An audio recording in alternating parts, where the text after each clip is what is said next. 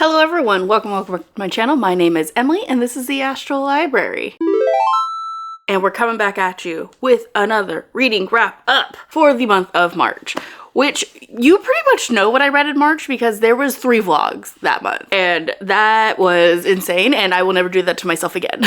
But you have very much in-depth thoughts on what I thought of everything I read this month. So I'm not gonna get too into it in this video, but if you haven't seen any of those videos, one, please go do. But if not, this is gonna be kind of just like the general overview of like what I thought for each of these books. So in the month of March, I read a total of 12 books, which is a huge leap from February, in which I think I read in 4. I tripled that in March. Don't know how, don't know when, but I did in fact read 12 books. And on top of that, I did DNF 2 books. Well, technically I DNF 3 books, but I didn't even bother reading one. So we're just gonna count the 2 that I did DNF. And yeah, we're just gonna go ahead and just jump straight into it. So grab a snack. This should not be one of my longer videos, but you know me. I like to yap. Strap in, grab a snack, grab a drink, and let's see what I read in the month of March. We're gonna start with the DNFs because they're easy. I'm not gonna give you too much of like what they're about, but just why I DNF them. And the first one might make you a little mad because I do actually really like this author and I read a book in February that I love, but this one, not so much. And that is Certain Dark Things by Silvia Moreno Garcia. Now, this is her vampire story set in, I believe, Mexico City. Yes. I wanted to like this one so bad because I love vampires. You know how much I love vampires. But there was something about this book that I just couldn't connect to. Not the characters, not the world, not the setting, not even really the vampire lore elements we did get in this. I had tried reading this physically once and I DNF'd it really fast because it was just like very tiny text and I wasn't like grabbed by the writing style. And so this time around I listened to an audiobook, but even then I found myself just bored. I got about 20% into this book before I decided it wasn't for me. So if you love this book, I'm so happy for you, but it's gonna be a pass for me. I am still excited about the other works of hers that I have. So I have Silver Nitrate still, and her debut one, her YA, it's like Jade and Gods. I can't remember the title. I'll throw it up on screen right here. But I still have those 2 and I will be giving those a read. And I will try, again, first physically reading because I think her writing's beautiful. If that doesn't work out, I will be trying the audiobooks just to make sure I get the full experience either way and I can enjoy more of her work. The second DNF, also at 20%, is All of Our Demise by Amanda Foody and Christine Lynn Herman. So this is a sequel to All of Us Villains, which you already know I didn't like. But the way that book ended, I had 2 characters. I'm like, you know what? I'm kind of interested in what's going on with you and where your story's going to develop. But when we come into this one, I am just still not invested in any of the characters and any of the storyline and the stakes that are being given. And even the characters that I thought like, oh, I really like, I was just like, I don't care about you anymore. And perhaps it's because I took too much time in between them. But it's also the fact that I'm done reading books, like book 2s of series that I didn't like book 1s of. I've read them and owned them or not. I think I'm just done doing that. I say, but there's one exception that I do want to try that too because I've heard that the medium in which I read it was really, really bad and that I should try it the other way. But I listened to this one rather than reading it. And again, I still could not get into it, was bored while listening, would rather do anything else than hit play on this audiobook. So it was a DNF, unfortunately. And then the very last book I DNF'd, but I actually counted this as one of my reads because I got more than 50% in. I DNF'd this book at 80%, which I know will drive some of you up a wall, but I really and truly just like couldn't do it anymore. I hit a wall and I was like, I'm done. And that was Brimstone by Callie Hart. So this is the second book in the Quicksilver trilogy. I think it's a trilogy. Don't quote me on that. Like I said, I got 80% and you can see where my bookmark still is because it's a tassel attached. So if I ever do want to pick up the book again, I could pick up the last like 200 pages or so. I think it's that much. Yeah, I ended on 463 and it's like 670 something.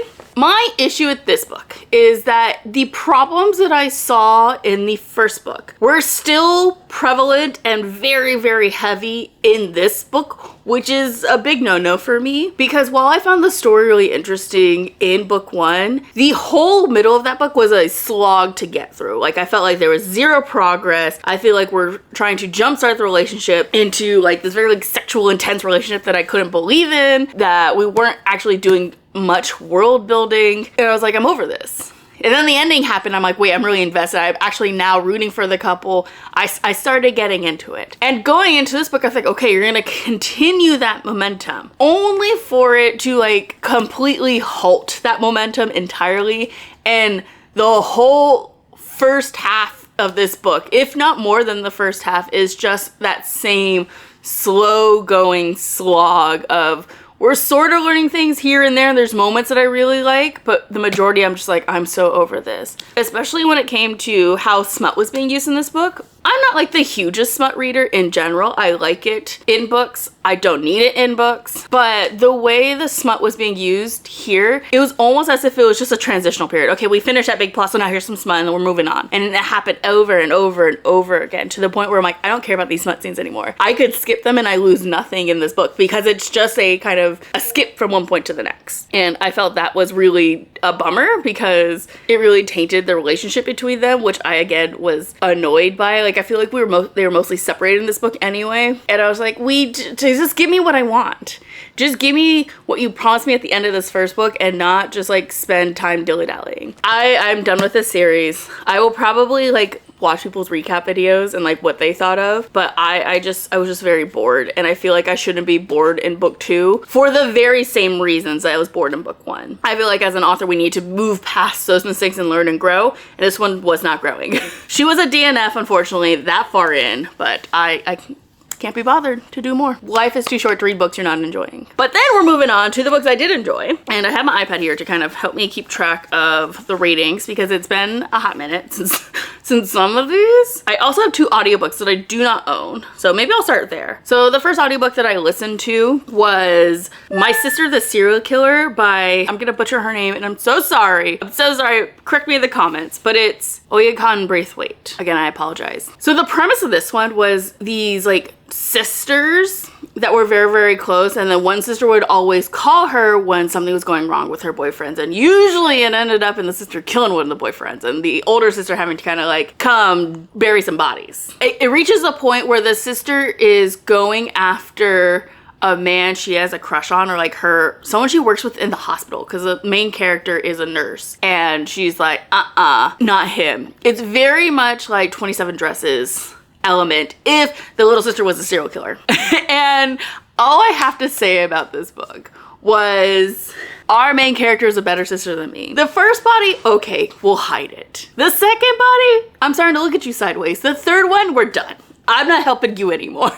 You're gonna call me and I'm gonna call the cops because I'm not being a part of this. And especially the way the little sister starts like going after the man I like and doing the thing she does. I ain't being part of that. I ain't being part of that. You're on your own.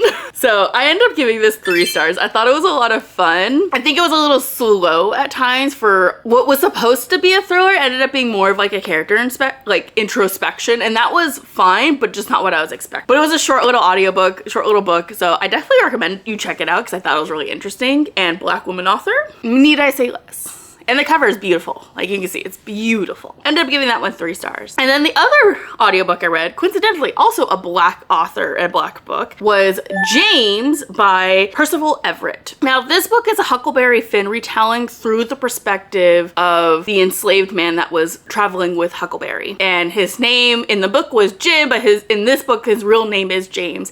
And it's the entire story through his perspective and looking at his experience as an enslaved man who has to hide his intelligence and kind of like make his way through this journey in a, racist, dangerous antebellum South. It was really, really good. The writing is very beautiful and atmospheric. It's a hard read because it's the topic of it. And so that was sometimes like draining in and of itself. But the book as a whole, I was hearing a lot about, and I understand why, because it is just that good. And I like that it took the story of Huckleberry Finn, which I don't enjoy. My favorite version of it is actually retelling by Darren Shan called The Thin Executioner. And this one I think is definitely up there as well. I really like that it's a kind of a recapturing of history, especially of a really racist text. I ended up giving it 3.5 stars just because it is, again, a hard read, especially for like, that's what I do, my whole area of expertise. So I don't always want to do it in my personal fun reading. Definitely worth checking out. So those are the audiobooks. Then we have an actual stack of physical books that I did read, mostly physical this past month. So I read The Guest in the House by E.M. Carroll. So this is a graphic novel following like a stepmom who is living in this lake house with her husband and his daughter, and she's slowly being haunted by her husband's dead wife in this cabin, who she apparently died mysteriously. Like, it's unsure quite how she died. She doesn't quite get the same story, but at night she is like seeing glimpses of this specter. This is a really dark story, but I love the visuals and the color of it. It's very mind-melding. Like, by the end of this book, you don't know what's real and what's not, and like what the fuck is going on. And that could be a lot of fun, but it's also very confusing. But the art, oh my God. I fell in love with this cover. And then as I was reading it, there's just these like really rich panels, because it's mostly in black and white, and then we get these like splashes of color. Wow. Wow, wow, wow, wow, wow. Also, the like lesbian imagery and iconography in this, stellar. Absolutely stellar. I will probably give this a reread to again kind of like wrap my head around what's going on in this plot. It's very good. If you like something spooky, something a little dark, and you're not like afraid of like body horror, because it's very much has elements of body horror, I recommend pick this one up. Super fun, super interesting. If you do, let me know what you think of the story and like how you understood the events, because I think there's so many ways you could interpret this book, and that just makes it that much fun and to have readability. So I ended up giving this one 4 stars, and I think it earned every one of those stars. Next on my list, I have To Clutch a Razor by Veronica Roth. This is the sequel in I just learned this recently, it's a Curse Bearer series. I don't know if it's a trilogy, but oh my God. This is a sequel to When Among Crows, sorry. It was, oh my God, I love When Among Crows. This one was just as good. It was so good. It's just as atmospheric. I love the return of the characters and just like how much we like get involved with them, and we start digging deeper in Demeter's past. It was so good. It was heartbreaking. Just Demeter's trauma surrounding his family, and then the events of this book, the name of this book.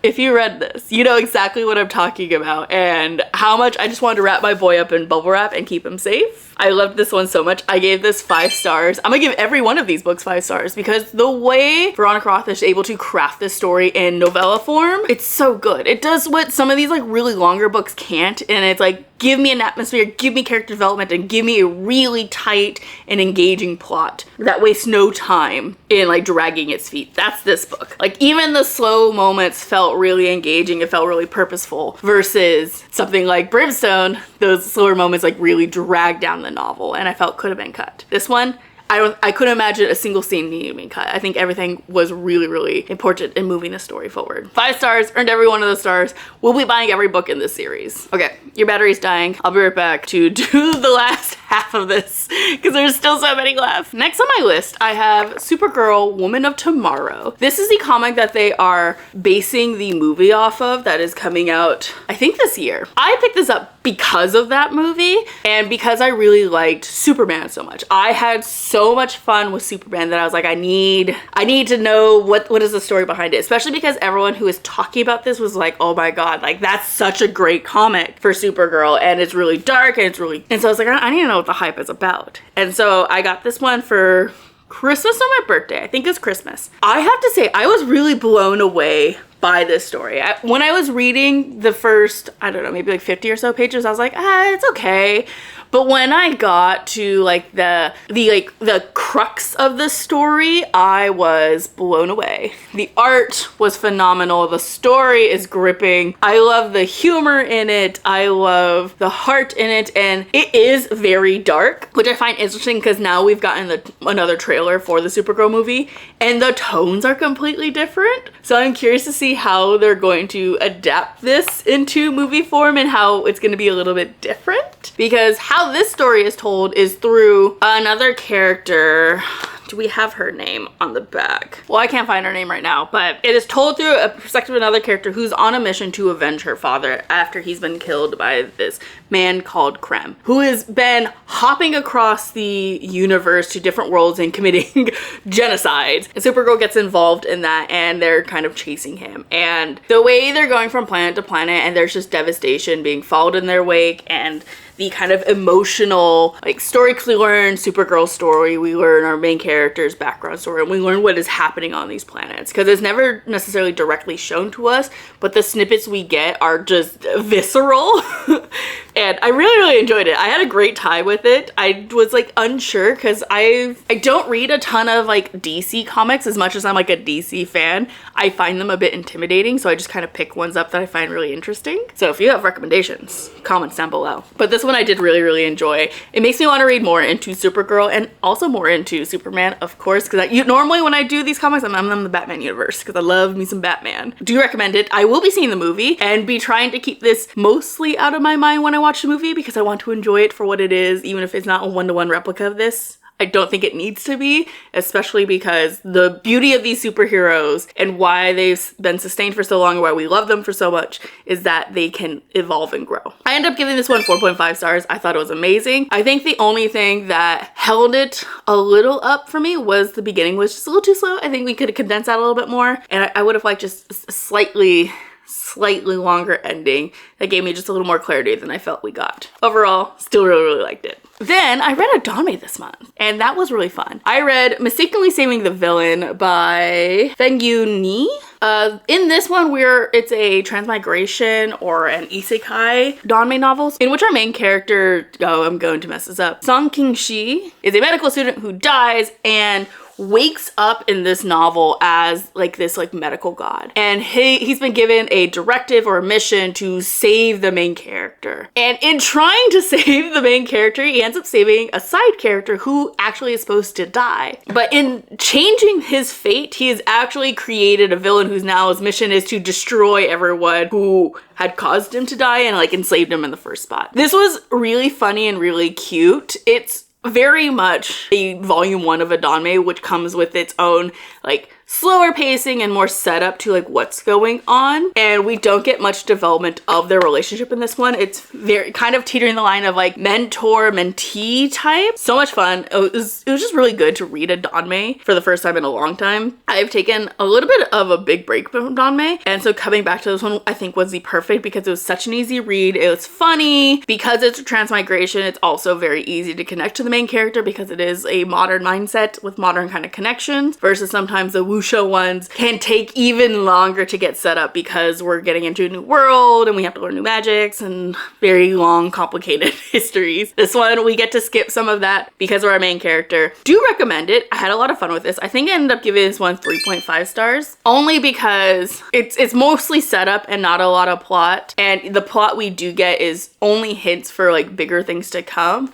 I have picked up volume 2 of this, so I will be continuing with the story and seeing where it goes and seeing how our boys develop. Because someone had likened this to Heaven Official's Blessing, and while I don't think that is fully the case, I definitely see elements of Hua Cheng and Shay Lian in this for sure, especially in some of their dynamics.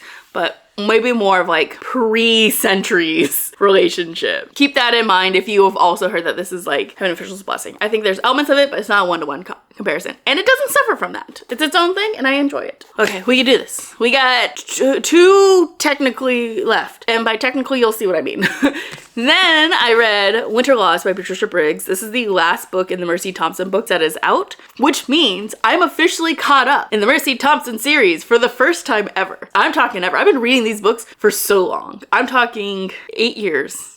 No, 10 years. Oh God. Because I'm pretty sure I started reading the first book in college. And while I have been consistently reading them, every time I went back to the series, I would just start from the beginning and continue on and get as far as I could. And it isn't until recently that I decided to like just continue on from where I left off and get my way through the series. And this is the last book I needed. So if you don't know, the Mercy Thompson series is a serial paranormal romance series in which we're following our main character, Mercy Thompson, who is I think she calls herself a shifter, in which wish she could turn into a coyote. And she is embroiled in the supernatural scene. She has various friends and love interests from the other supernatural groups, including vampires, fae, werewolves, various Indian myths, as well as goblins and witches. If you love all the paranormal things, this is a series for you. Mercy is such a fun narrator, and these books are like so easy to consume that I have a blast every time. In this one in particular, we're following Mercy as she's trying to do a favor for her brother and trying to save him from something that he was up to that she has no idea. And it's led her to this lodge where people are being trapped by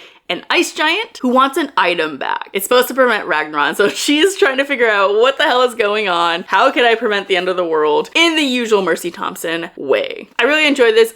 This is definitely more of a fae book than it is some of the other elements. And normally those have not been my favorite, but I actually really enjoy this one, especially over the last one, which I was actually disappointed in. But this one I feel like we've got enough. But in this one I feel like we got a lot of like the elements that I love in the Mercy Thompson series, as well as some of the like newer directions the series is going in. I'm curious to see where the series will develop and what our next problem will be, because how these usually work is that some problem that crops up in this one will be the catalyst for the next book, and I can't quite pick up what the catalyst is in this one. So it might be a catalyst from another one. I'm looking forward to when more come out, because then I can just read them as they come out, and I won't be like 7 books behind. Because it seems like she's popping out like one of these like every couple of years. And if I really am impatient during that time, she does have another series in this universe. I don't super have like a lot of interest in reading it, but it does exist. So if you need your Mercy Thompson fix and you finished it, those are also an option. I think they're the Alpha and Omega series. I ended up giving this one, I think 3.5 stars as well. A lot of fun, but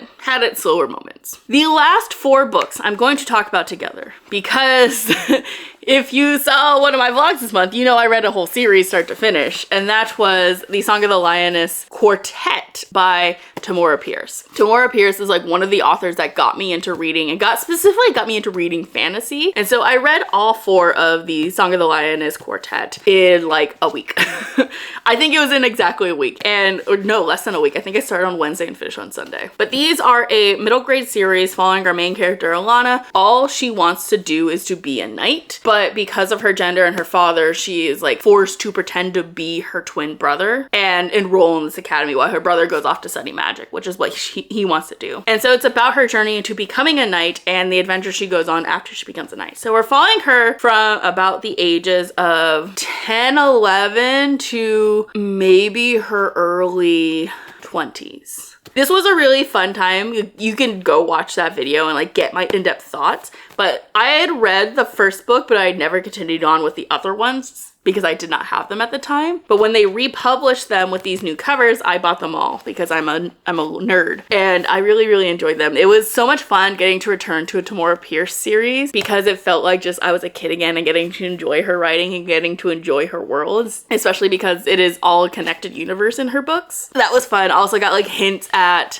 characters from that are descendants from the series that I started with, which is the Becca Cooper series. We do see one of her descendants in this, and that was very cool when I made that connection. And yeah, I highly recommend that. They still stand up even now as an adult, even though they were like more middle grade. They have elements of like fantasies that we love. Like this is very much like a junior Assassin's Apprentice to me in terms of like a concept. Like we're not following an assassin, but we are following a character from very early in their journey to the end of it. And I think that's a lot of fun. I do want to pick up more of her series and give them a read because I have not read all of her series. In fact, I've only now just read this one and the Becca Cooper series. But I'm torn between starting with the Trickster series, which follows Alana's kids, or if I want to read the other really popular that people really love, which is Protectors of the Small. So if you have a preference and want me for sure to pick up one of them, let me know. But I gave each of these books at minimum of 3.5 stars. I think the only one that I didn't super duper love was The Woman Who Rides Like a Man. But even then, I think it's a stand-up series that everyone should read. All right, but that is all the books I read in March. Like I said, I read so much and I don't know how, because I was like having a shit reading month in February, and I guess I took that personal and decided that I was going to triple